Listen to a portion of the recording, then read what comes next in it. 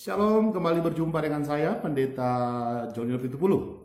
Kali ini kita akan membahas satu komentar daripada seorang ustadz yang mengatakan, saudara, ketika Yesus berkata di kayu salib, Eli, Eli, lama sabachthani, itu membuktikan bahwa yang disalibkan itu bukan Yesus yang asli, tapi Yesus yang diserupakan.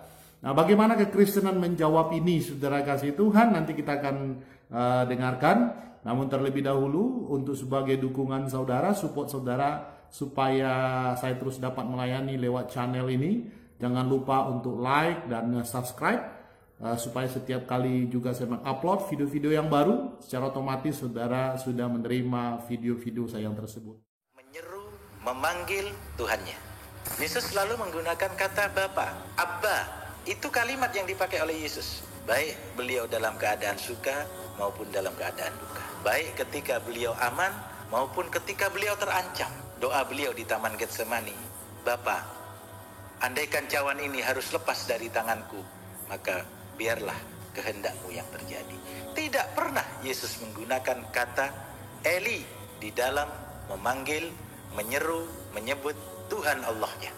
Jadi jelas Alkitab mengatakan Eli, Eli, lama sabachthani, itu adalah orang lain yang diserupakan oleh Allah, sehingga manusia waktu itu melihat orang yang tersalib adalah Yesus, padahal dia bukan Yesus. Jadi selama Alkitab masih menulis seruan orang yang disalib itu Eli, Eli, lama sabachthani, berarti yang disalib itu bukan Yesus alaihissalam, melainkan Yesus yang lain. Saudara, apa yang dikatakan oleh Ustadz itu justru menunjukkan kedangkalan dia di dalam memahami tentang Injil itu sendiri, saudara. Kedangkalan dia di dalam memahami misi daripada Yesus Kristus itu sendiri. Nah, saudara, jadi kita merasa wajar dan kita anggap hal maklum saja karena yang berbicara ini adalah seseorang yang tidak memahami secara benar tentang Kristus itu sendiri. Nah, saya akan jawab, saudara, ketika Yesus berkata Eli, Eli, lama sabachthani, itu dapat dijadikan bukti bahwa itu bukan Yesus yang asli. Justru saya mau mengatakan itulah Yesus yang asli. Apa buktinya bahwa itu adalah Yesus yang asli?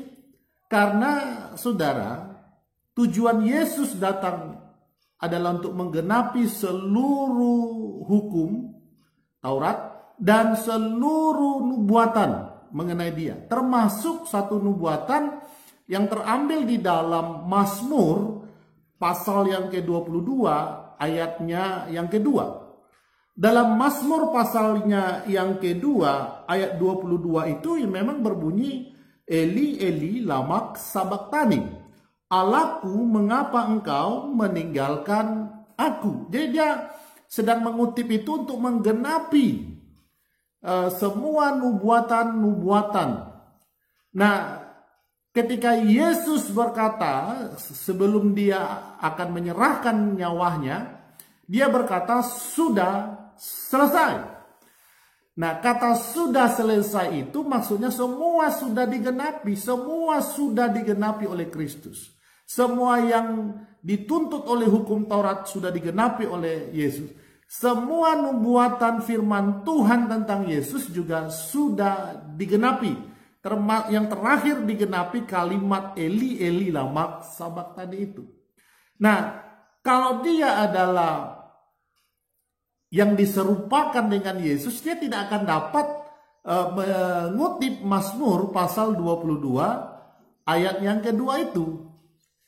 Saudara, arti Eli, Eli, lama sabachthani itu adalah Allahku, Allahku, mengapa engkau meninggalkan aku? Nah, karena konteksnya pada saat itu, saudara, kemanusiaan Yesuslah yang sedang berseru itu. Ya, kepada siapa?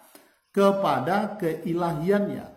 Nah, jadi justru ketika Yesus menyebut Eli Eli lama sabachthani justru itu yang menguatkan, yang membuktikan dialah yang asli. Yesus yang asli itu bukan Yesus yang diserupakan, karena dia sedang mengutip ayat yang ratusan tahun sebelumnya, yaitu sudah dinubuatkan dalam kitab Mazmur pasal yang ke-22 ayatnya yang kedua. Itu yang pertama. Nah, kemudian saudara, ini khususnya bagi kaum muslimin, ya, kaum muslim harus mengerti satu hal, bahwa rentetan peristiwa Yesus mulai dari dia ditangkap, sebelum ditangkap, ya, lalu dia ditangkap, lalu dia mengalami penyalipan, lalu dia dikuburkan, lalu dia bangkit, lalu dia menampakkan diri selama 40 hari kepada ratusan murid-muridnya, lalu dia naik ke surga disaksikan oleh murid-muridnya dan banyak orang lain yang belum menjadi murid Yesus pada waktu itu, di mana Yesus naik, ya, disaksikan oleh banyak orang. Itu rentetan yang tidak boleh dipisahkan satu dengan yang lainnya. Nah, saudaraku kaum muslimin, bahkan juga yang dari Kristen yang mungkin tidak memahami juga dasar ini, kita harus melihat rentetan ini, apakah ada kejanggalan atau tidak. Kalau kita akan lihat ada kejanggalan, seandainya di situ ada yang ditukarkan seperti yang dituduhkan oleh kitab suci si Ustadz ini, bahwa yang disalibkan itu adalah yang diserupakan gitu, bukan Kristus. Kan kita bisa lihat. Kita lihat ketika Yesus hendak dikhianati oleh Yudas muridnya, Yesus sudah mengatakan bahwa dia akan diserahkan kepada anak manusia. Dan orang yang menyerahkan itu, aku akan mencelupkan roti ini lalu akan memberikan kepadanya. Mencelupkan roti ini kepada cawan dan memberikan kepadanya. Yang dimaksud di situ adalah Yudas.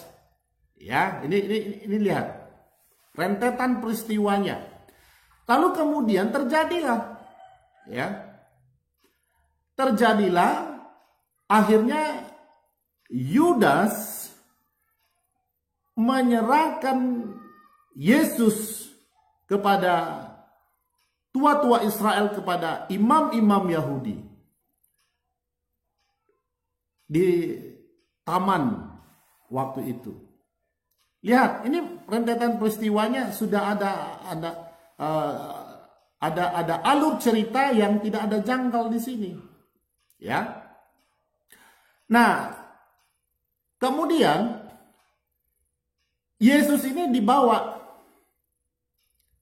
ya, kepada Pontius Pilatus. Tetapi Pontius Pilatus pun akhirnya menyerahkan keputusan kepada orang Israel, dan orang Israel memutuskan untuk Yesus itu dihukum, disalibkan. Nah, kemudian terjadi penyalipan.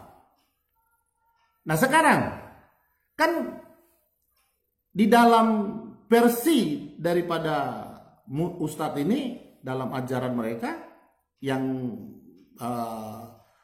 bercerita yang terus menerus disampaikan, kan diserupakan dengan salah satu muridnya yang besar kemungkinannya adalah Yudas Iskariot. Nah, sementara Yudas Iskariot ini, Alkitab jelas mengatakan dia akhirnya menyesal, lalu dia bunuh diri. Dan uang yang dia terima 30 keping itu, emas itu, 30 keping itu, dibelikan menjadi tanah pemakaman. Itu jelas dituliskan di kitab suci. Nanti saya akan satu persatu ayat-ayatnya akan saya sampaikan. Nah, lihat rentetannya tidak ada yang janggal kan? Sampai kepada Yesus disalibkan. Perhatikan, kalau yang disalibkan itu yang diserupakan, harusnya orang yang diserupakan itu akan berteriak. Teriakannya bukan Eli lama sabaktani, bukan Allahku, Allahku, mengapa engkau meninggalkan aku. Harusnya bukan itu teriakannya. Teriakannya apa? Hai kalian semua, tua-tua Yahudi, imam-imam Yahudi, orang Romawi, kalian salah orang, kalian salah menangkap. Saya bukan Yesus itu. Pasti dia akan menyebut siapa dirinya. Iya kan? Nah, itu. Kemudian harusnya, perhatikan, kalau yang disalibkan itu bukan Yesus yang asli, perhatikan ayatnya selanjutnya. Dia berkata, Bapa, kepadamu lah kuserahkan nyawaku. Lalu sebelumnya dia berkata, ampunilah mereka sebab mereka tidak tahu apa yang telah mereka perbuat. Ini kata kuncinya. Bapa, ampunilah mereka sebab mereka tidak tahu apa yang mereka perbuat. Kalau Yesus itu adalah Yesus yang diserupakan, tidak mungkin keluar dari perkataannya, ampunilah mereka sebab mereka tidak tahu apa yang mereka perbuat. Pasti dia akan mengutuk. Pasti dia akan memaki-maki. Pasti dia akan menghujat. Karena kemarahannya. Karena dia merasa ada ketidakadilan di situ sedang terjadi. Iya kan? Dia akan bukan sebaliknya seperti yang keluar dalam ucapan yang disalibkan itu, justru Allahku, Bapa, ampunilah mereka sebab mereka tidak tahu apa yang telah mereka perbuat. Ini kalimat yang tidak mungkin keluar dari seorang yang palsu, ya, yang dari seorang Yesus yang palsu. Karena kalimatnya kalimat berkat. Ini justru menunjukkan itu asli. Karena apa?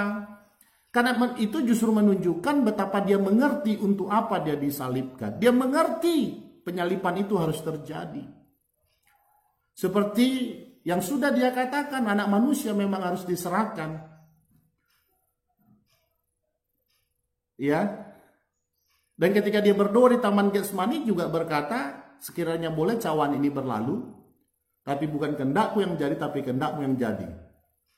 Nah, dia ngerti itu. Itu sebabnya dia berkata, Bapa, ampunilah mereka semua ini, karena mereka tidak tahu apa yang mereka perbuat. Kalimat itu udah kalimat yang mengunci itu.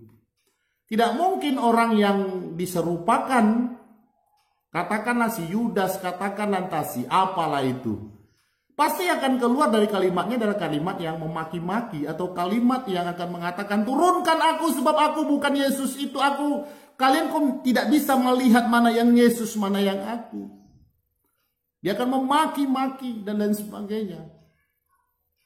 Logikanya kan di situ. Nah, tapi justru dia berkata, Bapa, ampunilah mereka sebab mereka tidak tahu apa yang mereka perbuat. Jadi simpel aja ya. Untuk sebagai jawabannya. Jadi saya kunci terakhir. Justru perkataan Eli lamak sabaktani menunjukkan dia asli karena apa? Karena dia orang yang aslilah yang dapat mengutip perkataan nubuatan dalam Mazmur pasal 22 ayat 2. Kedua, tidak dari rentetan sejarah cerita itu tidak ada yang janggal. Yang ketiga, di akhir penyaliban yang tersalib itu berkata, Bapa, ampunilah mereka sebab mereka tidak tahu apa yang mereka perbuat. Ini tidak mungkin dilakukan oleh Yesus yang palsu.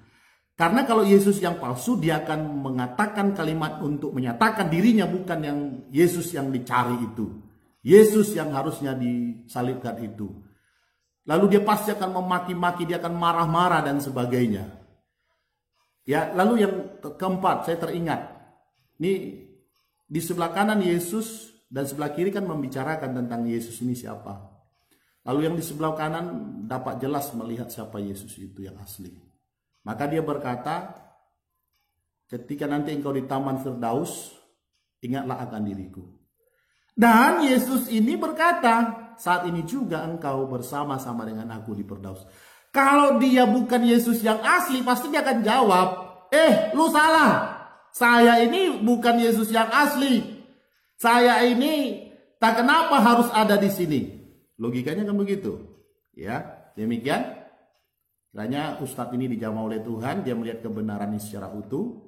Roh Kudus mengurapi, menjamah hatinya, membolak-balikkannya sehingga dia dapat hidayah, sehingga Ustadz ini dapat melihat Yesus Kristus sebagai Tuhan dan Juru Selamat hidupnya, pribadinya yang hidup.